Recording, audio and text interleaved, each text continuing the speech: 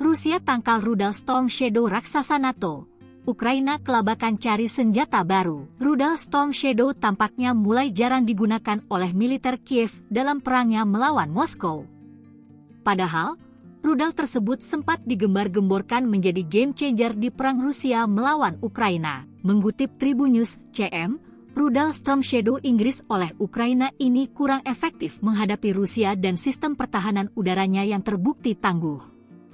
Padahal, saat pertama dilaporkan penggunaannya, rudal ini memicu ancaman pembalasan Rusia. Dengan jangkauan melebihi 155 mil dan profil rendah terbang, rudal itu dirancang untuk menembus jauh ke dalam wilayah musuh, menghindari deteksi radar, hingga memberikan hulu ledak 990 pound dengan akurasi yang tepat. Ketika Ukraina pertama kali melepaskannya terhadap target Rusia setelah persetujuan Barat akhir tahun lalu, dampaknya langsung dan tak terbantahkan. Untuk sesaat, tampaknya Storm Shadow akan mendefinisikan kembali konflik, memberi Ukraina keunggulan yang menentukan dalam perang yang semakin macet oleh gesekan. Namun pada Desember 2024, pesona rudal ini mulai memudar.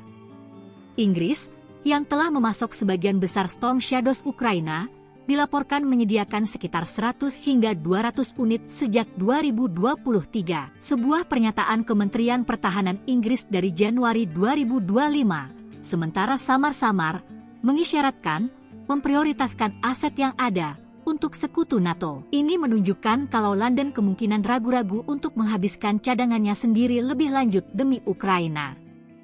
Rusia, tentu saja, tidak tinggal diam sementara Ukraina menggunakan senjata ini. Pada 12 Januari 2025, Kementerian Pertahanan Rusia mengklaim telah menjatuhkan 6 Storm Shadow selama upaya serangan terhadap Oblast Bryansk.